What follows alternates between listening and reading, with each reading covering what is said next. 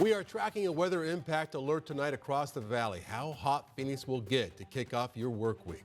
Overnight protests held in two valley cities, how police departments responded to those crowds.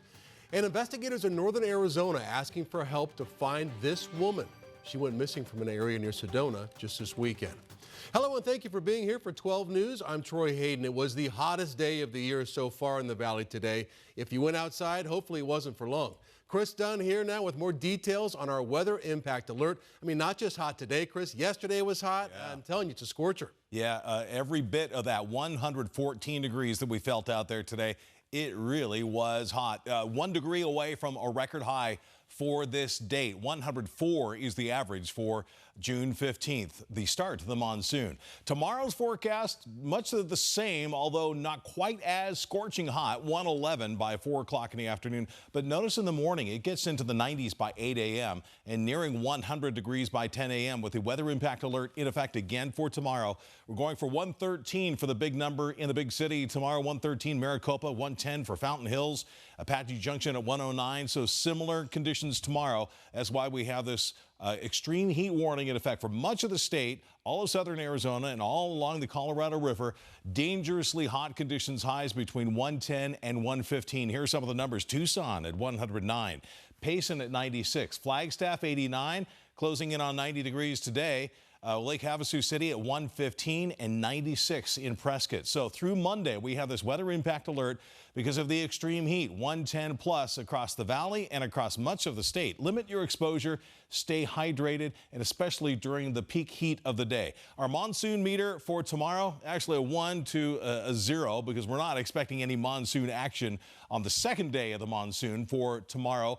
But coming up, I do have a little bit of cooling relief. Okay, we'll call it heat relief in the forecast, at least not quite as scorching hot. That's coming up in just a few minutes. Troy? Chris, we'll see you then. Yesterday, hundreds of thousands of demonstrators across the country and also here in the valley participating in No Kings Day. It was a protest, mostly peaceful. The biggest one was in downtown Phoenix in the middle of our scorching temperatures. But last night, more protesters came out to downtown Phoenix, speaking out against recent ICE raids. So this is video of 4th Street and Roosevelt. Phoenix police tell us they didn't make any arrests out here in relation to this protest or any others over the weekend. They give us a quote saying the department respects the rights of all community members to peacefully express their First Amendment rights and will support those activities as needed. A representative from the department says the group left the area just after midnight, and again, no arrests made. Large protest in Tempe last night did lead to 3 arrests after police say some of these demonstrators blocked traffic. Nearly 1,000 people gathering at Tempe Beach Park, most demonstrating peacefully for the second consecutive day. But a small group moved into roadways and blocked traffic. They also threw some smoke devices. And when officers asked those protesters to return to sidewalks for their own safety, 3 people allegedly assaulted officers and were arrested in Tempe. Also there in Tempe, a 15-year-old boy critically injured in a shooting near Mill Avenue early this morning. Police heard gunfire about 12:20 near a parking lot on North Mill Avenue. Officers found the teenager with multiple gunshot wounds and provided immediate medical care until Tempe Fire got there. The boy was rushed to the hospital in critical condition. The shooting not related to any protest activities, and police are working to find the suspect involved in this incident. Police say a store in Surprise was looted by dozens of people on Saturday night. Surprise PD says it happened at the QT near Bell Road. They think about 50 people were involved here.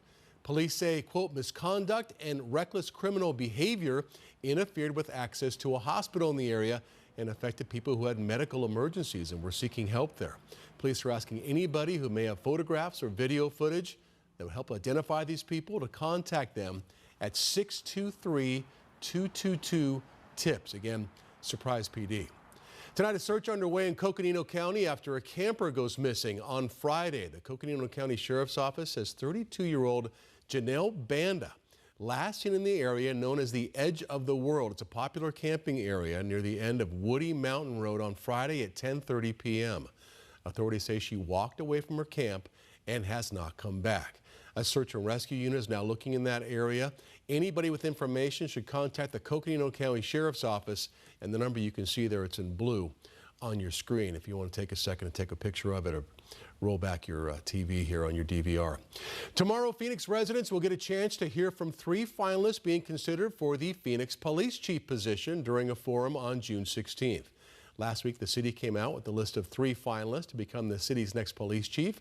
Malik Aziz spent most of his law enforcement career with Dallas PD before becoming the chief of police for Prince George's County in Maryland. Matthew Giordano is the executive director of the Arizona Peace Officer Standards and Training Board. He was previously with Phoenix PD and the Maricopa County Sheriff's Office. And Mirtha Ramos was most recently the police chief of DeKalb County in Georgia. And before that, she spent several years with Miami-Dade Police. So that forum will be held tomorrow at 5 p.m. and residents can watch on the city's YouTube page. A final decision on the new chief will be made in July. The Peoria Police Department says the Department of Defense is conducting military training exercises in the Phoenix metro area now through Saturday, June 21st. So Valley residents should expect to hear low-flying helicopters, simulated gunfire, controlled explosions during nighttime hours, as well as military personnel carrying out training operations in some designated locations around the valley. Now, this happens every 2 or 3 years. The military training is not open to the public. Officials say this exercise is not related to ICE or immigration enforcement activities. The Department of Defense is asking for the community's patience and support as they complete the training. The doors of Chase Field first opened back in 1998, but you may not know there is a much older part of that ballpark, more than 100 years. Tonight, 12 News journalist William Pitts takes us to a secret part of the ballpark that's been preserved in plain sight. Old buildings are right up Brian Cassidy's alley, literally his alley. He's an architect who renovated a lot of them around his office on Buchanan Street in downtown Phoenix. They're labors of love to preserve them. And Cassidy remembers when Chase Field went up in the mid-90s, right down the street. I drove around at least once a week or more to watch the progress. I'm also a big baseball fan. Back then, the area was nothing but old warehouses and buildings. All gone now, all except one. And you have to hunt to find it. The public can see it from, let's say, the 7th Street Bridge. This one, a mission-style warehouse building that's 102 years old and stuck to the backside of Chase Field. They attached the stadium to that little building. And because we have brand new ball fields that are known for a retracting roof and all kinds of amenities, but then you wind up with things like this that just tell a little bit more to the story. Marshall Shore, the hip historian, says back then those buildings were designed to make statements. But it was a very different time when people design things in a different way. And so they were designing very much for a style. I mean, the fact that you've got those windows that pop up so you can capture all that daylight, because electricity would have been fairly new. Back in the day, this was the Arizona Citrus Growers Warehouse, and it was for decades. These are old newspaper photos from inside showing a state-of-the-art lemon sorting machine from the 1960s. Eventually, the citrus industry moved out of downtown, and the building became more and more historic. So when it came time to build the baseball stadium, Part of the initiative of the Diamondbacks and their ownership team and the county was to try to preserve this piece of the building. it hasn't housed fruit in a very long time. Now it's actually used for stadium concessions and catering. So all that new ballpark food comes from here, a century-old building that's literally the cornerstone of Arizona baseball.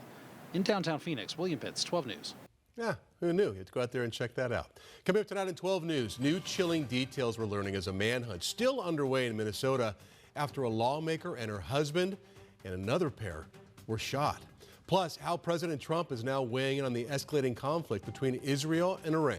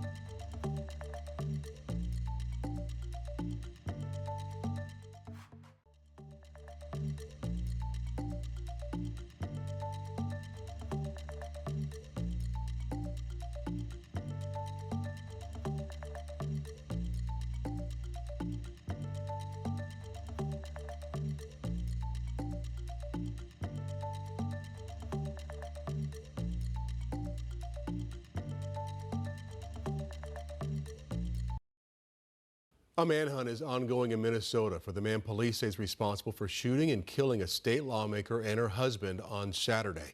Police say he also shot and seriously wounded a second lawmaker and his spouse. Police may have identified 57-year-old Vance Bolter as a suspect. They say he was dressed like a police officer when they found him outside one of the victims' homes in Brooklyn Park. Authorities say he fired a weapon at police before running away, and that has triggered this ongoing manhunt. Melissa Hortman is the most incredible person that I wish everyone in the nation knew her. Went into politics with little kids. That's how I got to know her. We have both moms in politics, taught Sunday school, Girl Scout leader, balanced all of it. The investigation revealed a manifesto in Bolter's car listing nearly 70 targets. The FBI now involved, offering a $50,000 reward for information leading to his arrest. President Trump reportedly rejected a plan by the Israelis to kill Iran's supreme leader. Two senior U.S. officials tell CNN the Israelis had an opportunity to kill Iran's supreme leader, Ayatollah al-Khamenei. The officials said that the U.S. communicated to Israel that President Trump opposed the plan. A spokesperson for Israeli Prime Minister Benjamin Netanyahu told CNN the reports of him rejecting the plan are, quote, fake. This comes after several recent military strikes between Israel and Iran. Ahead on 12 News, as we head into the summer, the dangers you should avoid when you're out driving in your car. And here we are, 6:16 on a Sunday evening. It is still really warm out there. 112 degrees, but it's a dry heat. Relative humidity at 4%. More high heat in your forecast straight ahead.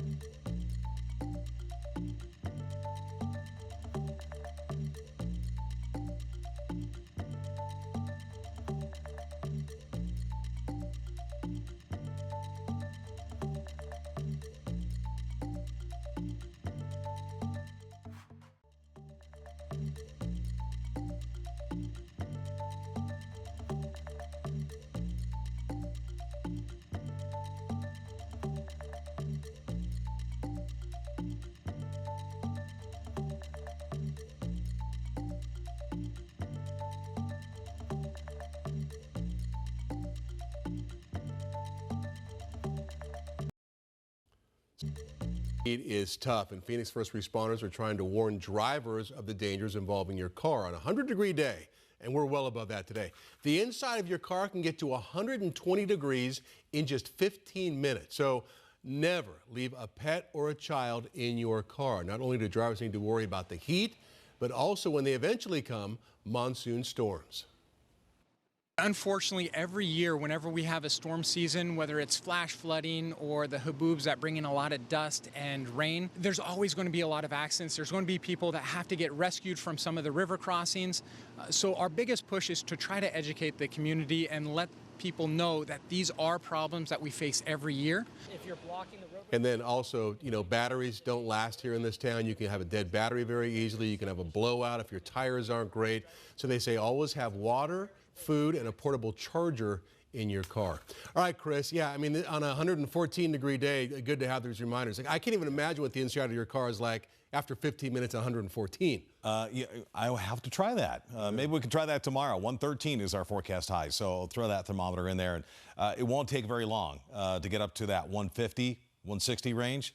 Today's high 114, normal is 104. Yes, 104. So we were 10 degrees above what is normally a pretty warm day, and we were just 1 degree away from that record, 115.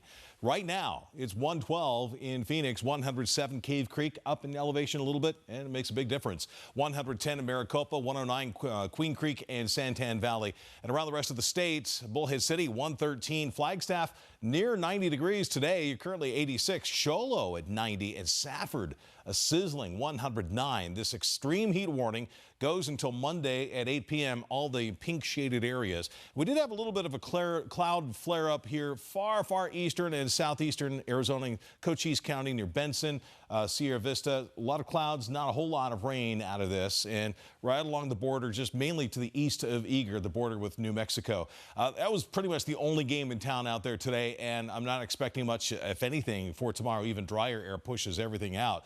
So very early in the 2025 season, tomorrow is just day 2. We stay dry and hot through the rest of the week. And by the way, through the entire monsoon, from now until the end of September, we average about a third of our whole annual rainfall in Phoenix, 2.43 for the monsoon, more than 7.5 inches of rain for Flagstaff and Kingman, 2.69. So what can we expect for the extreme heat? The hottest weather of the year so far. Dangerous highs will continue tomorrow, 110 to 115, near record highs. Today, we again missed that record by 1. We'll miss it by 2 degrees, and then we have more of that high heat settling in on Thursday. We'll still be 4 degrees away from a record high.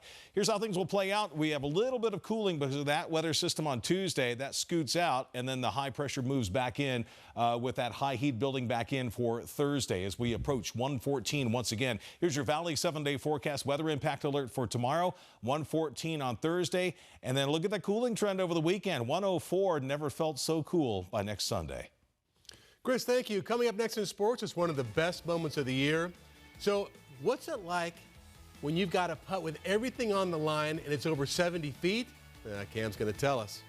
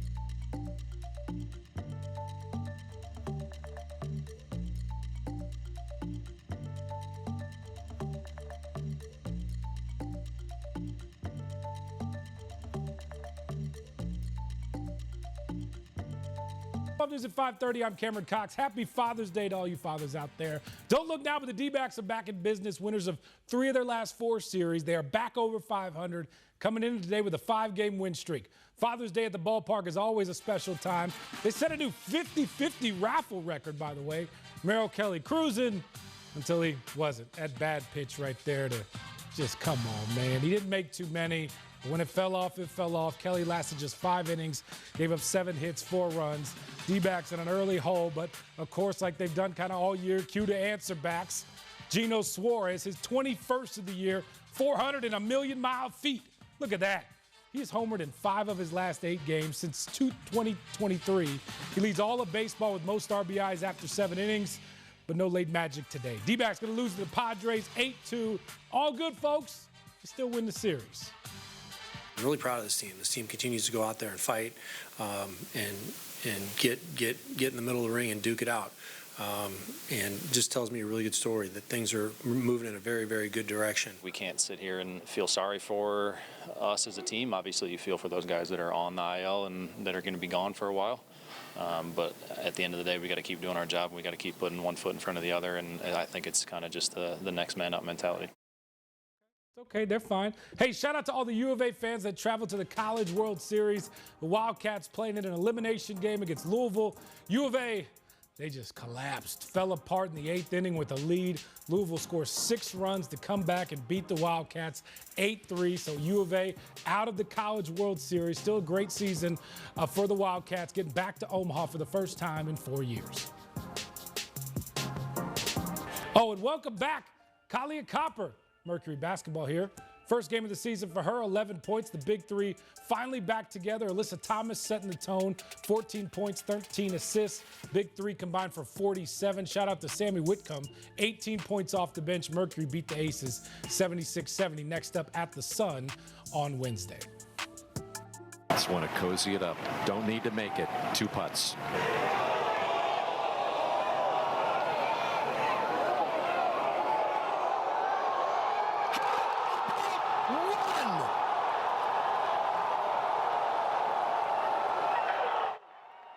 I love Mom there. We won! One of the greatest putts you'll ever see. J.J. Spaun, 65 feet to win the U.S. Open. Got to read at 2 putts to win it. Only needed 1. He survives a rainy final round. Bogey 5 of his first 6 holes. 4 birdies on the back 9, including on 17 and 18 to finish.